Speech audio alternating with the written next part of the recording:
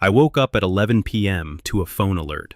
Critical battery failure. Stepped outside in my boxers. Phoenix, November, cold enough to see my breath. And there she was. Vivienne Cutler, my HOA president, sitting in her white Tesla in my driveway. Her charge cable plugged into my solar inverter, draining 3 months of stored power like a tick on a dog. The smell hit first. Sharp electrical burn, like melting plastic. Then the sound. A tortured whine from my $7,000 battery system dying in real time. $340 of my electricity vanishing into her luxury SUV. Unplug that, now. It's community property. What are you going to do Get away about from the it? car. Turns out, a lot. And that question, that smug, entitled question, is going to cost her more than she ever imagined. What would you do if your HOA president stole your electricity? Drop your state below. I need to know where the worst Karens live.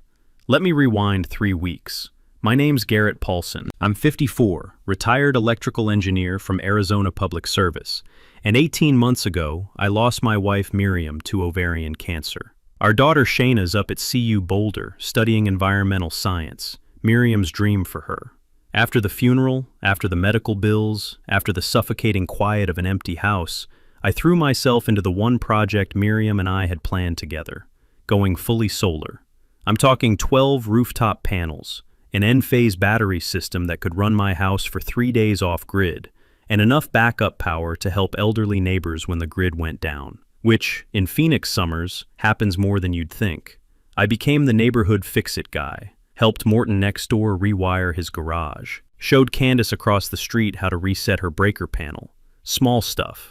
It kept me busy, kept me from thinking about the empty side of the bed. The house is modest, 1,800 square feet, beige stucco ranch in Sagebrush Estates, a planned community 40 minutes outside Phoenix, 220 homes, mostly retirees, with an HOA that was supposed to handle pool maintenance and landscaping, emphasis on supposed to.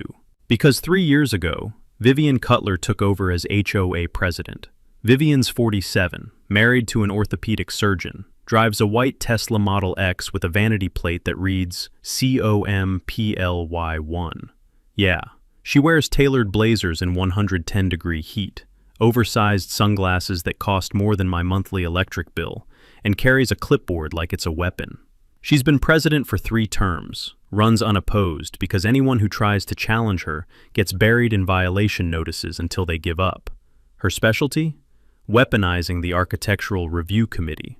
Trash can visible past 7 a.m.? $50 fine.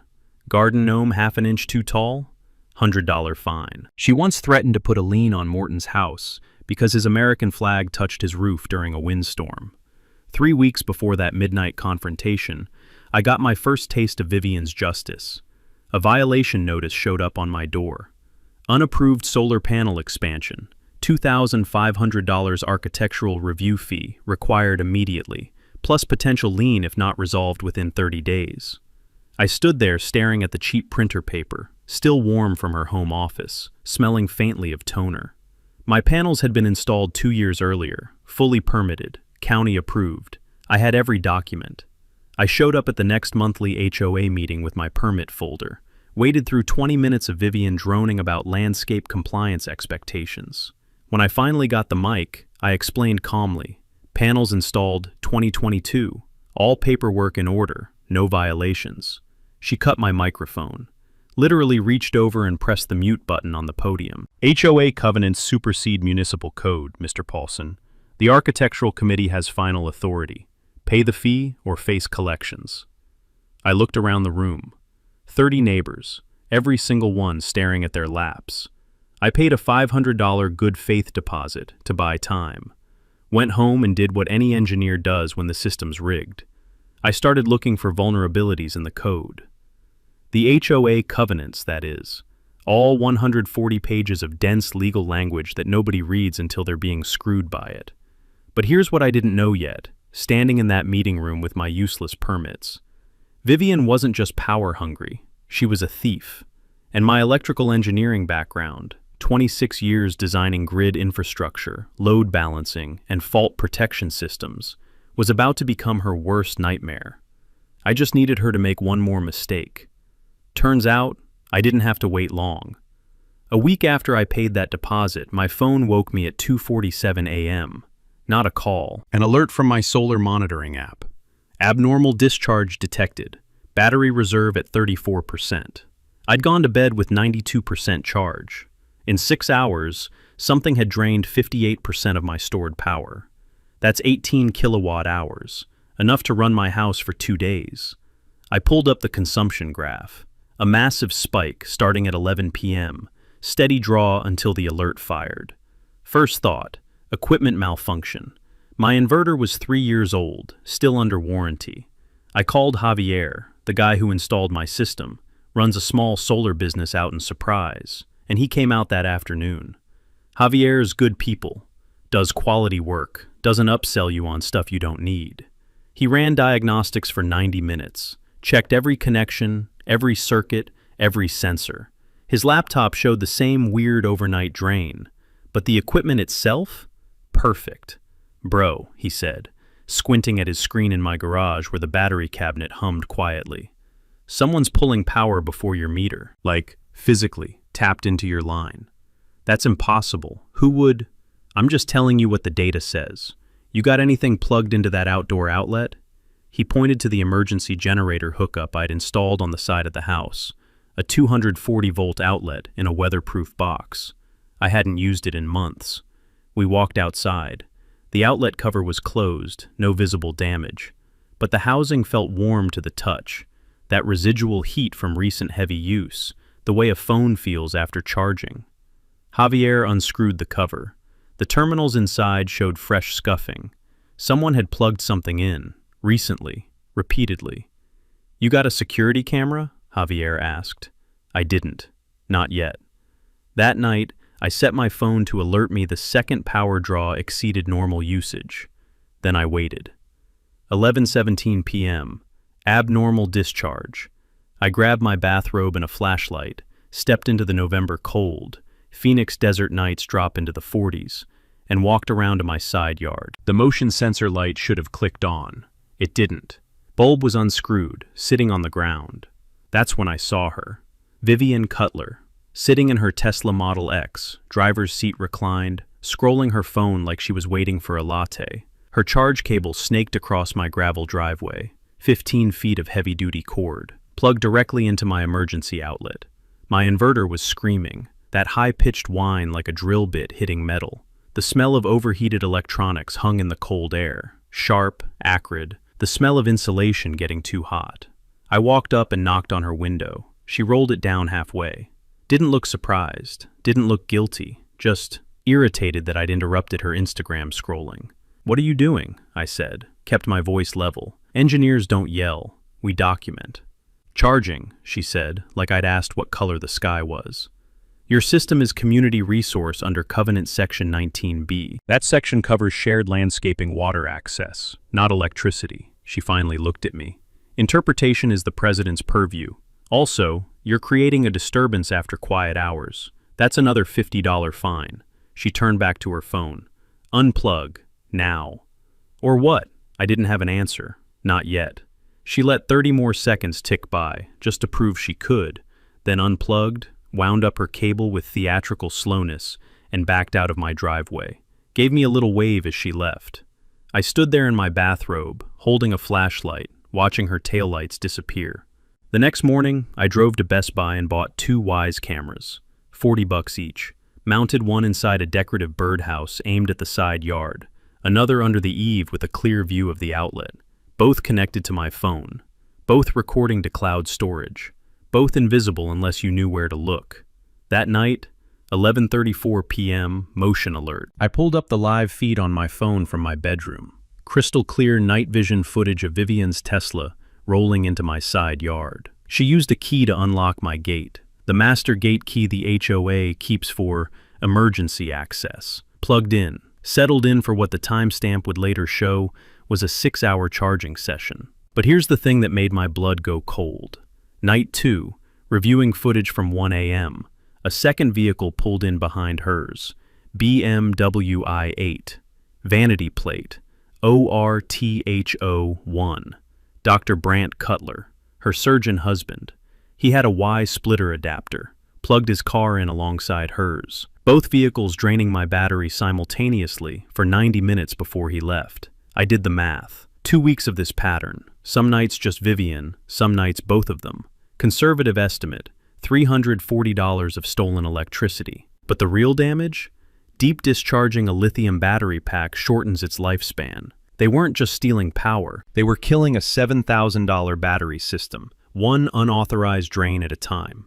Here's something most people don't know about lithium battery systems. They have something called cycle life ratings. Every time you drain the battery from 100% to near zero, that's one cycle. Most residential systems are rated for 4,000 to 6,000 cycles. Force it to deep discharge every night when it's not designed for that load pattern. You're burning through cycles like a teenager burns through phone battery. After a few months of abuse, your $7,000 investment is worth half that. It's sabotage disguised as theft. I had video evidence, timestamps, consumption logs. I had them dead to rights. And that's when the idea hit me. If Vivian wanted my power so badly, if she felt that entitled to just take it, maybe I should give her exactly what she was asking for: maximum voltage. I spent the next morning compiling evidence, exported every video clip, printed consumption graphs with timestamps, created a spreadsheet showing exactly when they'd stolen power, how much, and the calculated cost. Engineers love spreadsheets. They don't lie. I drafted an email to the HOA board, professional, factual, no emotion, just attached is video evidence of President Cutler and Dr. Cutler illegally accessing my solar system. I'm requesting immediate reimbursement of $340 plus battery replacement costs, and President Cutler's resignation effective immediately. Sent it to all 5 board members. CC'd my lawyer neighbor 2 streets over, just for weight. Vivian's response came in 4 hours. Emergency board meeting tonight, 7 p.m., community center. I showed up with my laptop, ready to present evidence. The room smelled like stale coffee and chlorine from the adjacent pool. 4 board members sat at the folding table. Vivian in the center, flanked by Tammy, retired dental hygienist, sweet lady who owed Vivian for a fence height waiver. Rhonda owns the golf cart dealership, business relationship with Vivian. And Jeffrey, retired pharmacist, smartest guy on the board, but always voted with the majority. The 5th seat, belonging to Marcus, the only board member who'd ever questioned Vivian, was empty. He'd resigned for personal reasons 2 months ago. Vivian called the meeting to order. We're here to address Mr. Paulson's allegations of improper power access. I opened my laptop. I have video. The board has reviewed your materials, Vivian cut in. That smile again. We find no evidence of theft. The outdoor outlet in question is part of your home's exterior infrastructure, which falls under shared access provisions for emergency purposes. My vehicle experienced a charging emergency. I utilized available community resources. 11 times in 2 weeks? At midnight? That's not an emergency. That's a pattern of... Tammy raised her hand timidly. I move that we recognize President Cutler's interpretation of Covenant 19B regarding shared infrastructure access. Second, Rhonda said immediately. All in favor? Vivian didn't even pause. 4 in favor, 1 abstention. Jeffrey had raised his hand halfway, looking uncomfortable. Motion carries. Mr. Paulson, this matter is closed. You can't just... Furthermore, Vivian continued, sliding a paper across the table, your installation of surveillance equipment monitoring HOA common areas without board approval violates privacy expectations of HOA officials performing their duties. That's a $1,000 fine, due within 30 days. My camera was pointed at my house, my yard, my electrical system. I left before I said something I'd regret. The taste of copper in my mouth, that metallic tang you get when you're angry enough that your blood pressure spikes. Next morning, I called the Maricopa County Sheriff non-emergency line. Explained the situation. Deputy Ochoa showed up that afternoon. Young guy, maybe 30, crew cut, actually listened while I showed him the footage. Man, that's brazen, he said, watching Vivian plug in for the 4th time. But here's the thing. Legally, this is civil, not criminal. You gave the HOA a gate key. She'll claim implied consent for property access. The power theft part? Arizona law is fuzzy on solar electricity. Technically, it's not utility theft because you're not a utility company. So I have video of someone stealing from me and there's no criminal charge? Not unless she broke into your house or damaged your property. Right now, it's trespassing at best. And even that's shaky because of the gate key. You need a lawyer, man. Civil suit. I called 3 attorneys that week. The cheapest retainer was $15,000. Timeline. 18 months minimum. Outcome. We'll probably win, but HOA disputes are unpredictable. And if she countersues for harassment, this gets expensive fast. I didn't have $15,000 to gamble with. But here's what retirement from a utility company teaches you. There's always another regulatory body. Always another jurisdiction. You just have to find the right one. I dug into Arizona Administrative Code, Title 14, Public Utilities. 3 hours of reading dense legal language, cross-referencing statutes, following footnotes. And there it was, buried in Chapter 2, Article 3. AACR 14-2-2309. Unauthorized consumption of residential solar generation constitutes utility theft under state jurisdiction, equivalent to meter tampering. Solar electricity isn't some legal gray area. It's regulated. And the Arizona Corporation Commission, the state agency that oversees utilities, has enforcement authority. I filed a formal complaint, HOA Case number 2024-11-1847. Attached every video, every consumption log, every piece of evidence. Filed online at 11 p.m. on a Sunday. Got an automated confirmation that the case was under review, and a case investigator would contact me within 10 business days. Then I emailed Vivian a copy. Subject line, FYI, state investigation opened.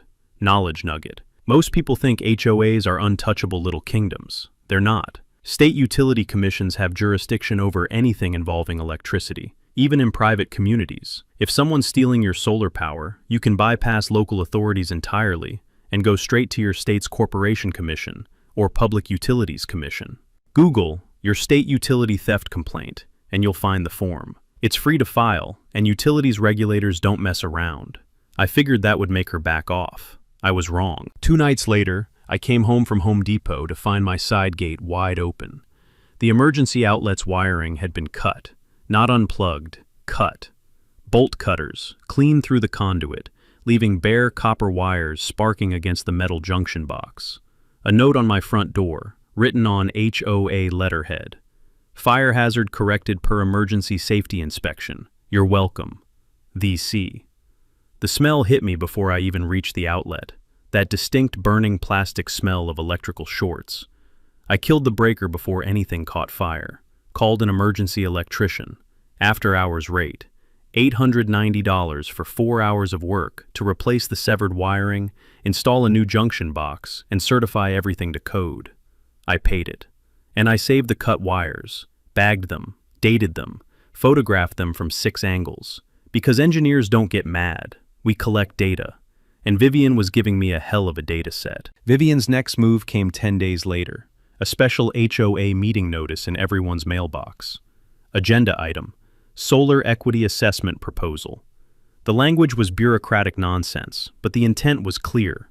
Any home generating more than 50% of its own power would pay an annual $3,200 infrastructure equity fee to compensate for reduced contribution to shared electrical costs.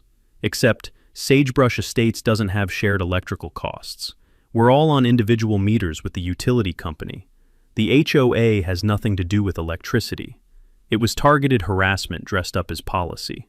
Only 3 homes in the neighborhood had solar. Mine, the Hendersons 2 streets over, and a retired couple on the north end. 3 households. $9,600 total. Vivian was weaponizing the HOA bylaws to financially punish me for filing that ACC complaint. The vote was scheduled in 14 days. She had the board majority. It would pass.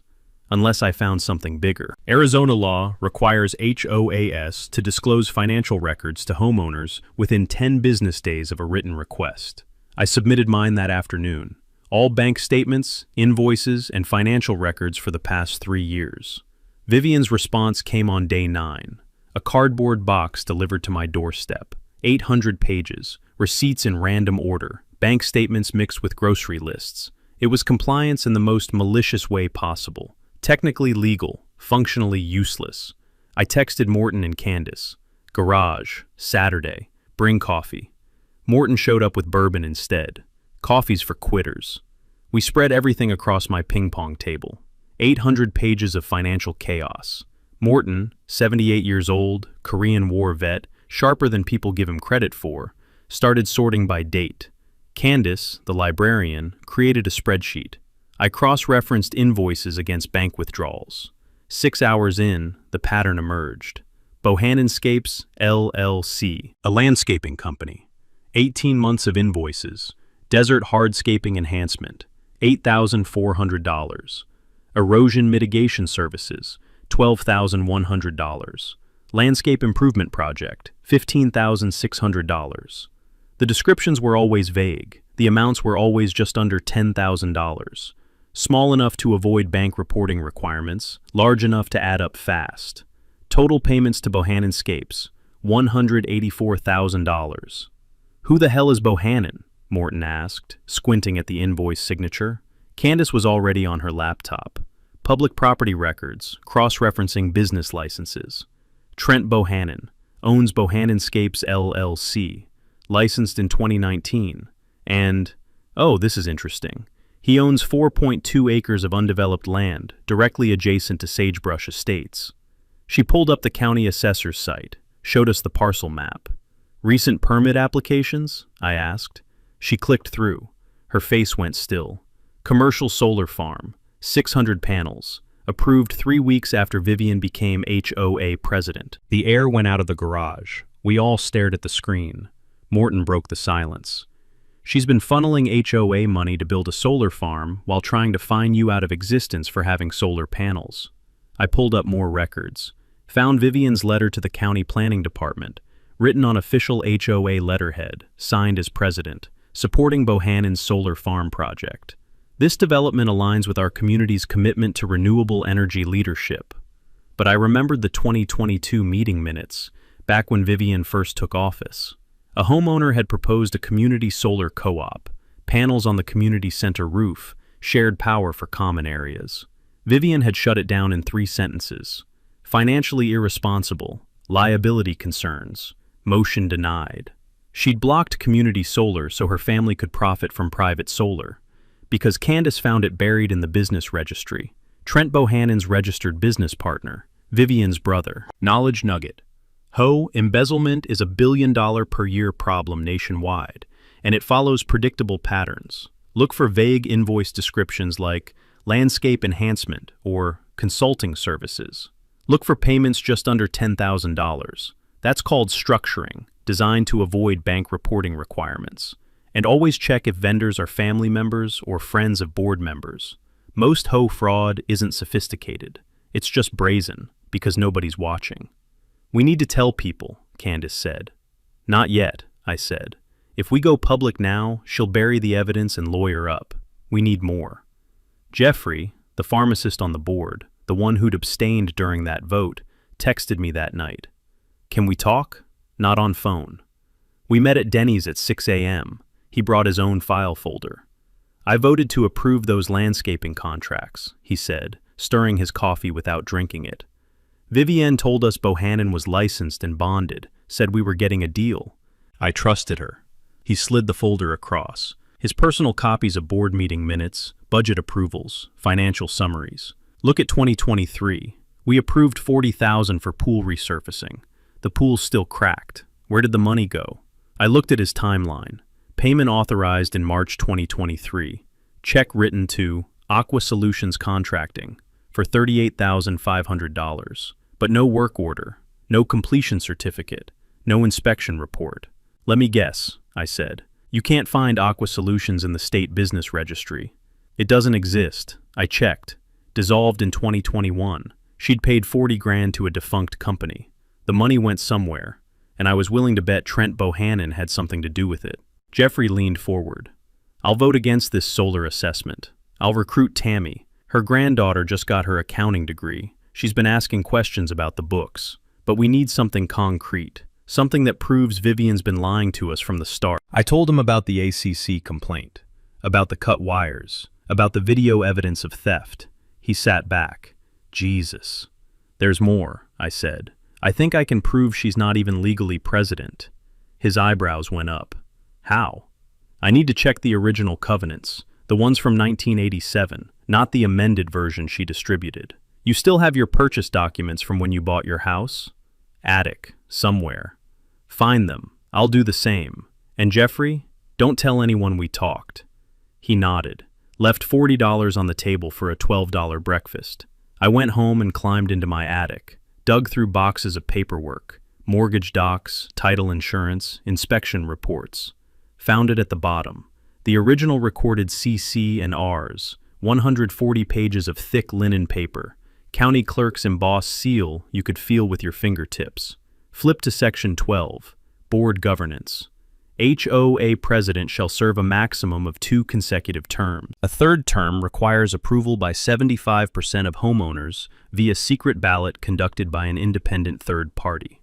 Vivian was in her 3rd term. I pulled up the meeting minutes from January 2024, her re-election. The vote happened at 4 p.m. on a Tuesday. 22 of 220 homeowners attended. Vote tally, 18-4 in favor. Simple math. 18 votes out of 220 homeowners is 8.1%. She needed 75%. She got 8%. Every decision she'd made since January, every fine, every contract, every vote, was legally void. She'd been operating as an illegitimate president for 11 months, and I had the proof. I sat in my garage at 2 a.m., the original CC and Rs open on my workbench, and I laughed. Not a bitter laugh, a genuine, relieved, holy shit, this changes everything laugh. Because I'd been fighting the wrong battle. I'd been trying to prove theft, prove embezzlement, prove corruption, all of which were true, all of which were hard to prosecute. But this was simple contract law, black and white, no interpretation required. Vivian Cutler wasn't the president. She'd never been the president, not legally, not since January, which meant every fine she'd issued, every vendor she'd hired, every covenant interpretation she'd made, all of it was void, including the $2,500 architectural review fee she'd tried to extort from me, including the $1,000 surveillance fine, including tomorrow's vote on the solar assessment. I called attorney Paulson, the lawyer I'd consulted back when this started, the one with the $15,000 retainer I couldn't afford. Left a voicemail. Found something. Call me. He called at 7 a.m. I explained the term limit violation, the invalid election, the 8% approval versus the required 75%. Silence on the line for 10 seconds.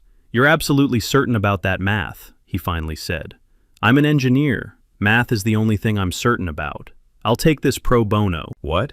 Cases like this, HOA board exceeding authority, clear covenant violation, precedent-setting potential. This is how we fix broken systems. I'll draft the legal brief today. We'll file an emergency injunction to halt any votes or financial decisions until a proper election is held. And Garrett, we're going to win. That afternoon, I met with Morton, Candace, and Jeffrey in my garage. Showed them everything. The original covenant, the election records, the math. Jeffrey actually whistled. She's been an imposter for almost a year. More than that, Candace said, reading ahead in the document. Look at section 14. Any contract signed by an unauthorized board member can be voided and reimbursed by the signing party. English, Morton said. She's personally liable for every dollar she spent illegally, every payment to Bohannon, every fake invoice. If we prove she wasn't legally president, she has to pay it all back. $240,000, maybe more. Vivian Cutler, who drove a Tesla, wore designer blazers, and lived in a house with a surgeon's income, was about to lose everything. What's our move? Morton asked. We force a new election, I said. Arizona HOA statute says any homeowner can petition for emergency elections if they can demonstrate board malfeasance. We present the covenant violation at a public forum. Let the neighborhood decide. She'll fight, Jeffrey said. Let her. She's been ruling by intimidation because people don't know their rights. Time to educate them. Candace was already typing on her laptop. I'll draft a neighborhood newsletter.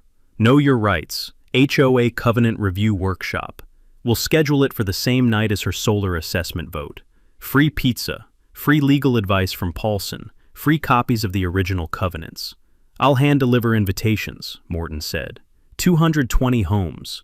I'll talk to every retiree personally. They trust me. Knowledge nugget. CC&Rs, covenants, conditions, and restrictions, are binding contracts, and like any contract, they're only valid if the signing parties have authority. Always verify your HOA board followed proper election procedures. Check term limits, check vote requirements.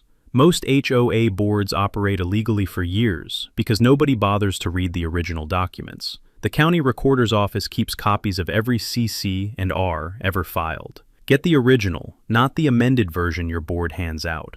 We had 14 days until Vivian's vote. 14 days to organize a neighborhood, expose a fraud, and take back our community. But first, I had one more piece of business to handle. I sent Vivian an email. Subject line, Solar Equity Assessment. Body text.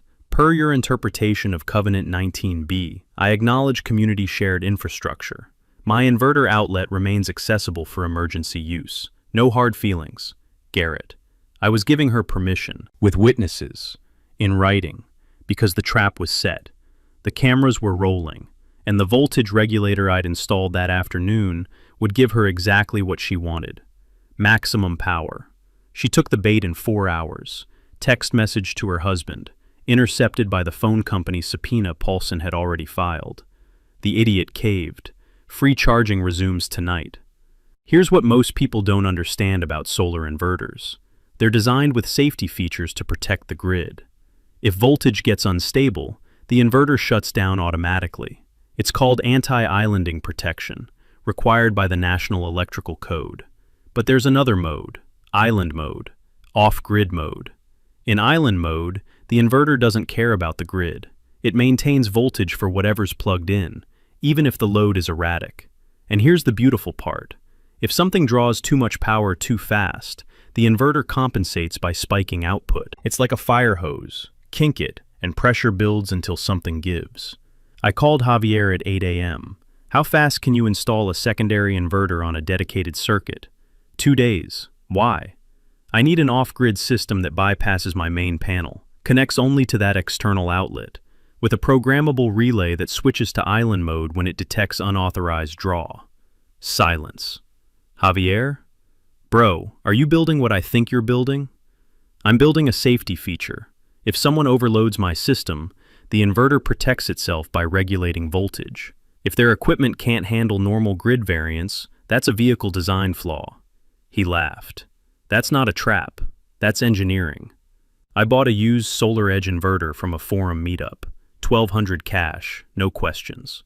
Javier showed up the next morning with conduit, breakers, and a relay programmer. We spent 2 days creating a separate circuit. Solar panels to secondary inverter to programmable relay to external outlet. Nothing connected to my house. The relay logic was simple. If current draw exceeds 30 amps and occurs between 10 p.m. to 6 a.m., then switch to island mode plus maximum output. In island mode, the inverter would maintain 240 volts. But I added a microcontroller that introduced tiny oscillations. Nothing dangerous, just enough to make the power dirty. The inverter would spike to compensate. 270 volts, 280, sometimes 290, all within NEC limits. Article 690 allows up to 300 volts for solar installations. I called my buddy Tyrell at the utility company, explained the setup. You're creating an unstable microgrid, he said. Voltage fluctuation within 10% is normal variance. If someone's device can't handle that, not your problem. Legally? Post-warning signage. Stay under 300 volts. You're covered. Same principle as beware of dog. I mounted a yellow sign on the outlet. Caution. Unregulated solar output. Voltage unstable. Use at own risk. Photographed it from 6 angles. Time-stamped. Emailed copies to attorney Paulson. Then I installed proper cameras, 4K security with infrared, audio recording, weatherproof housing. One aimed at the outlet and sign, one at the gate entrance, both recording to encrypted cloud storage. Knowledge nugget. NEC Article 690 covers solar systems. Key point. You can configure your system to protect itself from unauthorized loads. Voltage regulation within code limits is your right. Stay under 300 volts, post warnings, don't create deliberate hazards. You're legally protected. It's the same as having a guard dog. I tested it that night with a space heater. 30 seconds of normal power, then the relay clicked. The heater flickered, voltage oscillating between 250 and 285. 2 minutes later, its internal breaker tripped. Perfect. While Javier and I worked, Candace organized the neighborhood workshop. Professional flyers. Know your rights. Understanding your HOA covenants. Free pizza. Free legal advice. Tuesday, 6 p.m.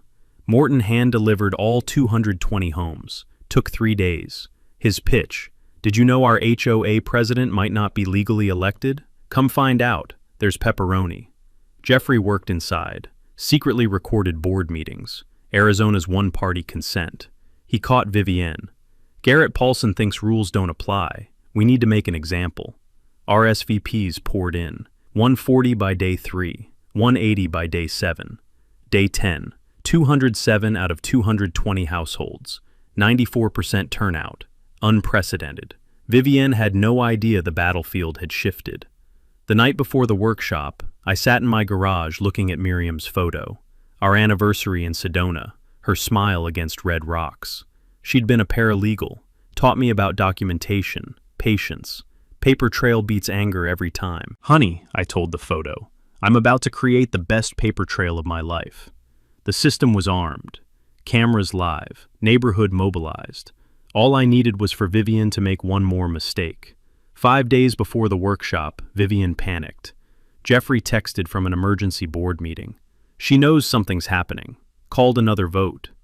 The notice went out that night. Certified mail to all households. Emergency special assessment. $500 per home, legal defense fund. Mail-in ballots due in 72 hours. She was trying to raise $110,000 to bury me in lawyer fees. I checked Arizona HOA statute.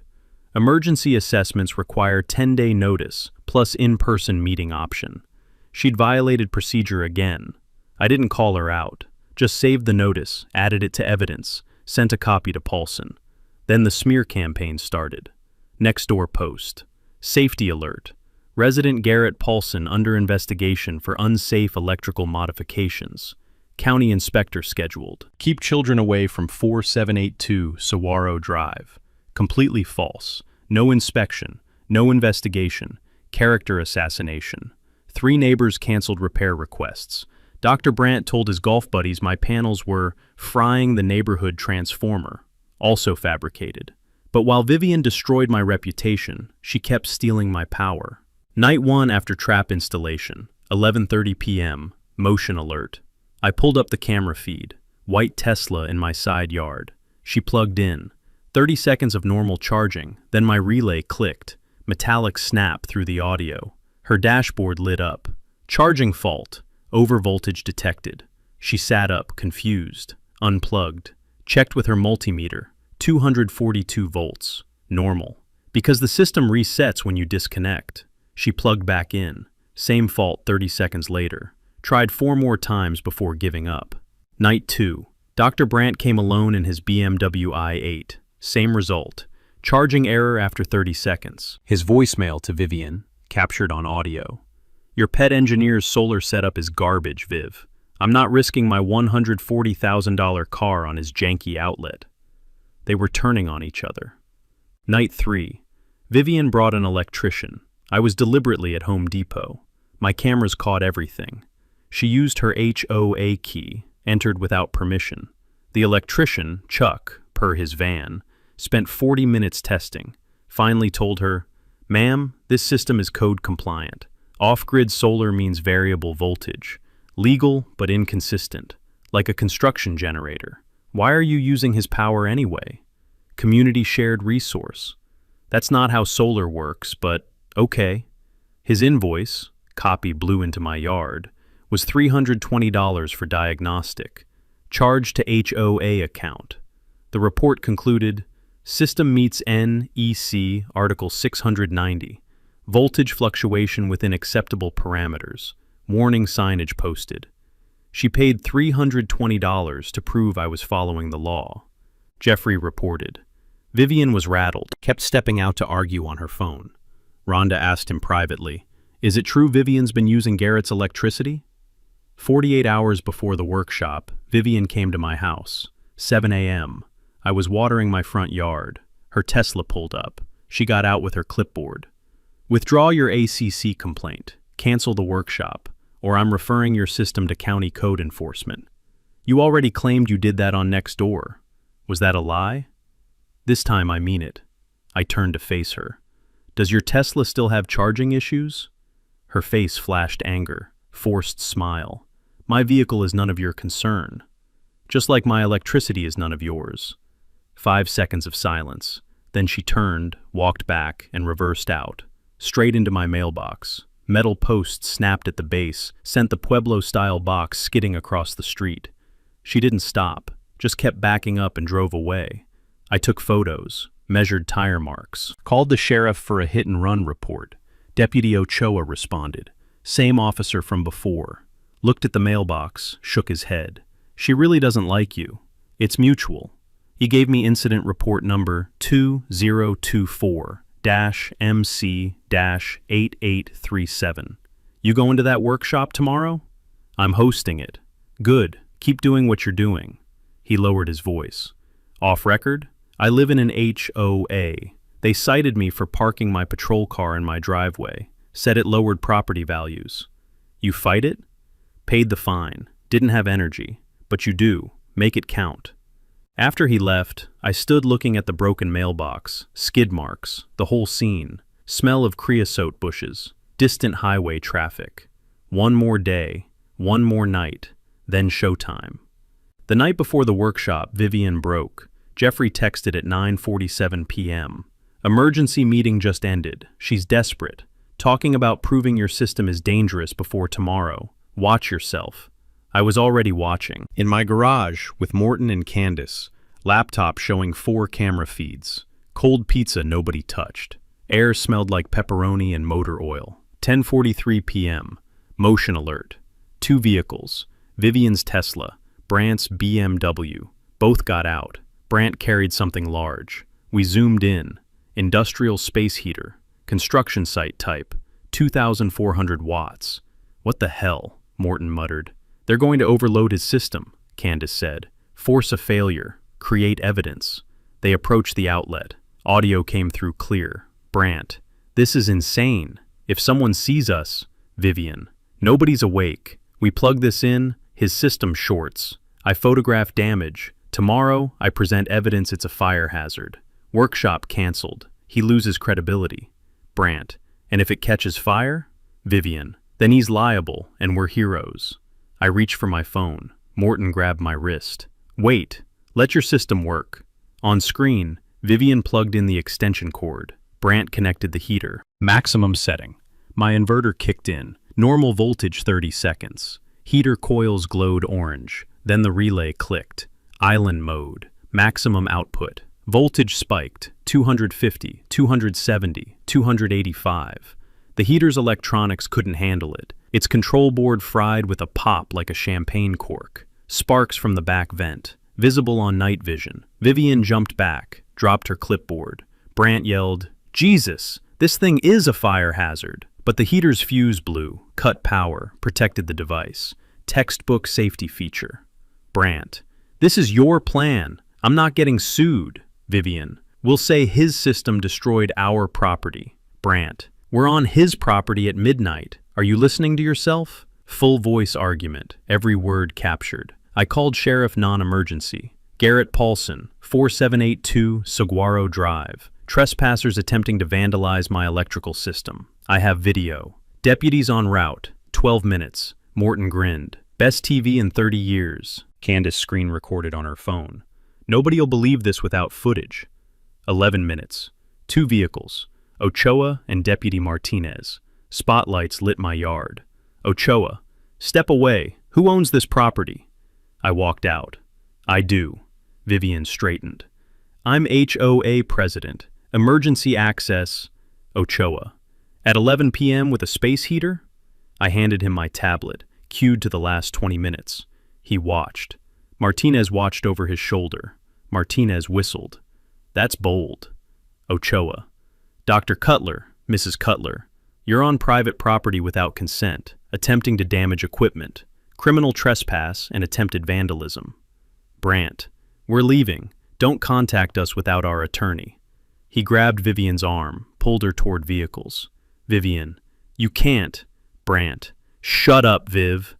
They left, fast. Gravel sprayed from tires. Ochoa, press charges tonight? Not yet. I want this on record. Report number, statements, video logged. I'll decide after consulting my attorney tomorrow. He handed me report number 2024-MC-8841. If they return, call 911. As deputies left, Ochoa turned back. Off record? I live in an HOA. Keep going. Sunlight's the best disinfectant. Martinez added, make sure that workshop's well attended. After they left, I stood with Morton and Candace. Smell of burnt plastic lingered. Tomorrow's going to be interesting, Candace said. Morton clapped my shoulder. Son, tomorrow's going to be legendary. I texted Paulson. Have sheriff report plus vandalism video. How's this change tomorrow? Reply in 2 minutes. Changes everything. Bringing a prosecutor friend as observer. Might be criminal fraud now. A neighbor texted. Saw Cutlers screaming in their driveway. She threw something at his car. You okay? Another. U-Haul at Cutler's house. Moving? Cracks showing. Perfect facade crumbling. I went to bed at 1 a.m. Didn't sleep. Kept thinking about Miriam, how she would have handled this. She would have said I was reckless. She also would have helped organize evidence. 6 a.m. I was up. Showered. Coffee. Loaded truck with boxes, timeline charts, financial records, video stills, covenant copies. Today, 220 households would learn truth, and Vivian Cutler would learn what happens when you steal from an engineer. Sagebrush Estates Community Center, 6 p.m. 214 homeowners packed into a room built for 80. People sat on folding chairs, stood against walls, spilled into the hallway. The air smelled like pepperoni pizza in anticipation. That electric tension before something big happens. I'd set up at the front, projector, evidence binders stacked on the table, attorney Paulson at my side. Unexpected guests in the back, a CC investigator, formal capacity, KPNX news crew, Candace had tipped them. Deputy Ochoa, off duty, personal interest. Vivian arrived 10 minutes late, no doctor. Brant. He'd filed for divorce that morning, according to Jeffrey's golf buddy who worked at the courthouse. She wore a full business suit like armor, forced smile, brought Tammy and Rhonda. They sat in back. She tried to take the podium. As president, I'll be moderating. Morton stood, 78 years old, voice like gravel. Point of order. Under original CC and RS, workshops are homeowner-led. President observes only. That's not current procedure, Candace stood. Show us where it changed. We'll wait. Vivian's jaw worked. She sat down, face red. I started simple. 18 months ago, I lost my wife. This community was supposed to be my safe place. Instead, I've been fined, stolen from, and vandalized, all by the person elected to serve us. The room went silent. I clicked the projector. Timeline appeared. 3 weeks ago, President Cutler issued a $2,500 fine for solar panels installed 2 years ago with full permits. When I challenged her, she cut my microphone at a board meeting. Murmurs rippled through the crowd. Then she started stealing my electricity. Next slide. Side-by-side comparison of 1987 CC and Rs versus 2019 amended version. Red highlights on removed term limits, altered voting procedures. The original covenants, the ones filed with the county, say HOA president serves maximum 2 consecutive terms. A third term requires 75% homeowner approval via secret ballot. I pulled up meeting minutes from January 2024. President Cutler held her term extension vote at 4 p.m. on a Tuesday. 22 of 220 homeowners attended. Vote was 18-4. Attorney Paulson stepped forward. 18 votes out of 220 is 8.1%, not 75%. Every decision Mrs. Cutler has made since January is legally void. The room exploded, voices overlapping. Someone shouted, "She fined me $600 this year." I raised my hand, waited for quiet. There's more. Next slide. Financial spreadsheet. Bohannonscape's invoices, dates, amounts. Over 18 months, President Cutler paid $184,000 to her brother's landscaping company. Our landscaping looks worse than ever. I showed photos, dead junipers, cracked pavement, broken sprinklers. Her brother owns land next to our community. He's building a commercial solar farm. County records show President Cutler wrote a support letter on HOA letterhead, calling it aligned with our renewable energy goals. Jeffrey stood. I voted to approve those contracts. She told us Bohannon was licensed and bonded. He's not. His license expired in 2022. She lied to the board. Vivian jumped up. This is a witch hunt. Garrett's mentally unstable since his wife died. Everyone knows he's been... Morton slammed his hand on a table. Enough! You don't get to weaponize grief. Furthermore, Candace said, standing, I've documented 47 fines you've issued in 3 years. 94% targeted people who disagreed with you. That's not governance, that's revenge. I clicked to the next slide, the one I'd been saving. Video compilation, night vision footage of Vivian's Tesla in my driveway. Timestamps, voltage logs, audio. Your system is community resource under Covenant 19B. The crowd gasped. Someone yelled, She's stealing his power? Final clip, 2 nights ago. Space heater incident. Sparks visible. Brandt's voice clear. This is your plan. I'm not getting sued. Vivian's voice. We'll say his system destroyed our property. The room went dead silent. Then chaos. Shouting. People standing. Agnes, 81, never attended a meeting, was crying. I've been terrified of her for 2 years. Assistant DA Linda Voss stood. For the record, I'm here personally, but Mrs. Cutler, this evidence suggests wire fraud, embezzlement, and utility theft. The ACC investigator will determine regulatory violations. If criminal referral occurs, my office will review. Vivian went pale, sat down hard. I moved to final slide. I moved to dissolve the current board, hold emergency elections per 1987 CC and RS, and freeze HOA funds pending independent audit. Morton seconded.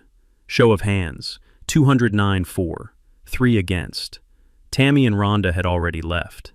Vivian and one loyal friend voted no. Vivian grabbed her purse, rushed for the door, tripped over a chair, genuinely accidental, scattered papers.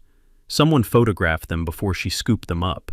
Draft email to her attorney about asset protection strategies. She ran to her Tesla. In her panic, backed into Morton's truck. Second hit and run. Morton, that's twice. Someone stop her. Ochoa, deadpan. I'll follow up with a report. After she left, spontaneous applause.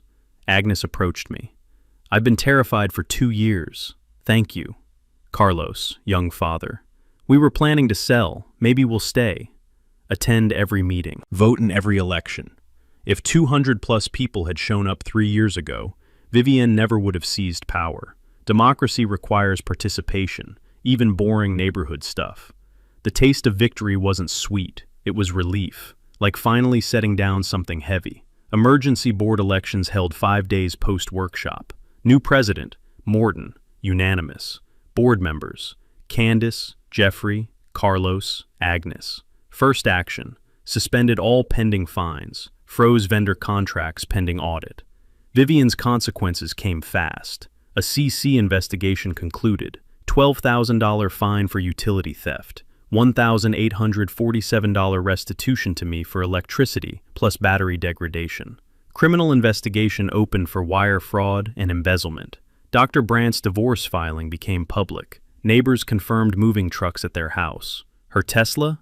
Repossessed. 3 missed payments. She'd been broke despite the surgeon husband's income. She moved out within 30 days. Independent audit revealed $240,000 misappropriated over 3 years.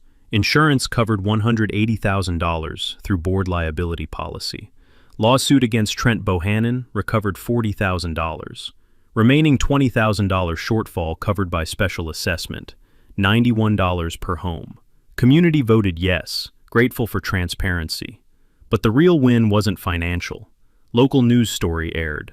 Solar homeowner exposes HOA corruption. Went semi-viral, 340,000 YouTube views. I received 1,200 plus emails from other HOA victims. People trapped in similar situations, no idea how to fight back. So I started a blog, the HOA Watchdog, practical advice for fighting abuse. First post, how I built a legal trap, and you can too. Included electrical schematics, legal templates, evidence collection guide.